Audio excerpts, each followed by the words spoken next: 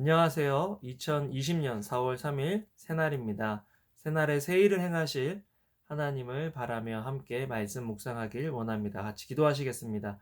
사랑과 은혜가 많으신 하나님, 오늘도 주님의 말씀에 우리의 눈과 귀와 마음을 엽니다. 말씀하여 주시고 주님의 말씀으로 인하여 힘이 생기고 소망이 생기는 하루 되게 하여 주시옵소서. 예수님 이름으로 기도합니다. 아멘. 오늘은 신명기 4장 25절에서 31절 말씀인데요. 계속해서 모세가 이스라엘 백성에게 약속의 땅에 들어갔을 때 어떻게 살아야 하는지를 준비시켜주고 가르쳐주고 있는 그런 장면입니다. 여러분, 신앙은 반복이다라는 생각을 해봅니다. 반복해서 하는 일들이 우리의 삶이죠. 아, 하나님께서 원하시는 신앙은 하나님을 바라보고 하나님을 의지하는 신앙입니다. 하나님께서 계속해서 우상 숭배의 잘못, 또 우상 숭배했을 때 일어날 수 있는 결과들에 대해서 계속해서 경고하고 계시는 것들을 보게 되는데요. 우상 숭배라는 것은 하나님이 아닌 다른 것들을 하나님보다 더 사랑하는 것, 또 하나님보다 더 두려워하는 것, 하나님보다 더 마음을 뺏기는 것들, 이 모든 것들이 우상이다라고 할 수 있겠습니다. 또한 우상 숭배는 그 방향이 하나님을 향해 있지 않고 자신을 향해 있는 것, 거기에 관계된 모든 생각과 행동이 우상 숭배다라는 것들을 우리는 말씀을 통해서 계속해서 알 수 있습니다. 오늘 말씀은 특별히 하나님께서 우상 숭배했을 때 결국은 이스라엘 백성이 하나님께서 주신 약속의 땅 가나안을 누리지 못하고 많은 민족 가운데 흩어지며 또 남은 자가 적을 것이다 라고 하시는 경고인 것을 보게 됩니다. 여러분, 사랑한다고 해서 모든 것을 받아주시는 것은 아니죠. 사랑하기 때문에 하나님께서는 잘못된 길로 갈 수 있는, 또 잘못된 길로 갈 때 우리를 징계하시는 것을 보게 됩니다.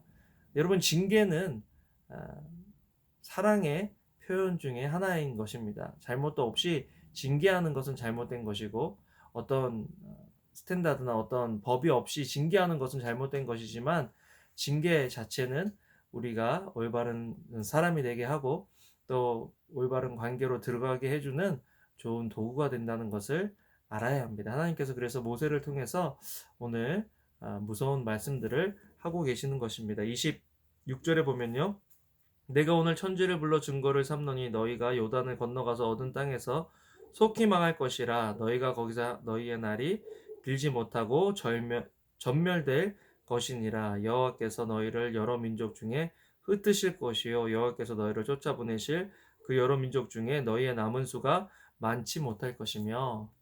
여러분, 우상은 결국 처음에는 우리가 원하는 것들을 주는 것처럼 보이지만 결국 우상은 우리를 배신합니다.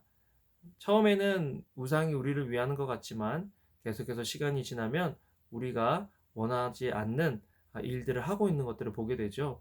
대학교 갔을 때 친구들이 제가 술을 마시지 않는 것을 참 이상하게 생각했습니다. 저희 친구들이 술 마시는 것들을 참 좋아했는데요. 계속해서 저에게 야, 남자는 술을 마셔야지, 술을 마셔야 진솔한 대화를 할 수 있다, 그런 이야기를 많이 했습니다. 그런데 나중에 시간이 지나고 나서 저에게 한 말이 뭐냐면, 술 마시기 싫은데 또 술을 마셔야 된다라고 하는 그런 고백을 저에게 한 적이 있습니다. 너는 좋겠다, 술을 안 마셔서 좋겠다라고 하는 그런 이야기를 들은 적이 있습니다. 여러분, 처음에는 그 사람이 술을 마시지만 나중에는 술이 그 사람을 먹는다라고 하는 말들이 있죠. 우리가 하나님 아닌 다른 것들을 추구하고 좋아할 때 결국에는 처음에는 그것들이 우리에게 기쁨과 즐거움을 주는 것 같지만 나중에는 우리의 의지와 상관없이 그것들에 빠져서 헤어나올 수 없는, 우리의 삶이 망가지게 되는 그런 일들을 경험하게 됩니다. 우상 숭배도 마찬가지라는 거죠. 자신을 위해서 우상을 만들었지만 결국에는 우상을 섬겨야 하는 그런 처지로 전락해 버리는 것이 우리 인생이고, 하나님께서는 그 위험을 지금 경고하고 계시는 것입니다. 이런 우상 숭배에 빠졌을 때 하나님께서 징계하시는 방법은 고난을 허락하시는 것입니다. 여러분, 고난은 하나님께서 우리에게 돌아오라고 우리를 부르시는 하나의 메시지라는 것을 알아야 합니다. 고난 가운데 있다면 하나님과의 관계를 돌아봐야 됩니다. 점검해 봐야 되는 거죠. 그런 의미에서 신명기는 우리가 지금 처한 상황에서 우리 자신을 돌아볼 수 있는 좋은 그런 책이 될 것이라고 그렇게 믿습니다. 여러분 이번 신명기 큐티를 통해서 나는 하나님과 올바른 관계성 속에 있는가? 나는 잘하고 있다고 생각했는데 과연 말씀에 비춰봐서 나는 잘하고 있었던 것인가? 우리는 잘하고 있었던 것인가를 한번 점검해 볼 필요가 있습니다. 여러분 고난을 낭비하지 말라 그러죠? 고난 가운데 불평하고 원망하는 것은 고난을 낭비하는 것입니다. 고난에 빠져서 하나님을 쳐다보지 못한다는 것은 고난을 낭비하는 것입니다. 고난을 잘 선용하는 사람들은, 활용하는 사람들은 고난의 때에 하나님께로 돌아가는 것입니다. 지금 29절에 보면 그러나 내가 거기서 고난의 때이죠. 내 하나님 여호와를 찾게 되리니 만일 마음을 다하고 뜻을 다하여 그를 찾으면 만나리라. 하나님께서 지금 우리를 만나기를 원하신다는 것, 이번 기간들을 통해서 계속해서 느끼고 있는 그런 감정이고 마음입니다. 여러분 그냥 걱정하고 또 의미 없이 시간을 보내는 것이 아니라 하나님 말씀을 보면서 하나님이 지금 나에게 뭐라고 말씀하시는지를 돌이켜보고 점검해 보면 좋겠어요. 오늘 하루도 나는 하나님과 올바른 관계를 맺고 있는지 점검해 보시고 말씀과 기도와 찬양으로 하나님과의 관계가 회복되는 그런 하루가 되기를 주님의 이름으로 축원합니다. 또한 아이들에게도 이 하나님을 만날 수 있도록 그런 시간들을, 기회들을 제공해 주시는 여러분들 되시기를 주님의 이름으로 축원합니다. 기도하겠습니다. 하나님 아버지 감사합니다.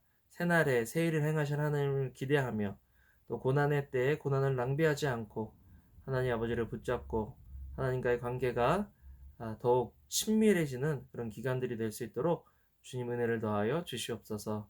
감사를 드립니다. 예수님 이름으로 기도합니다. 아멘.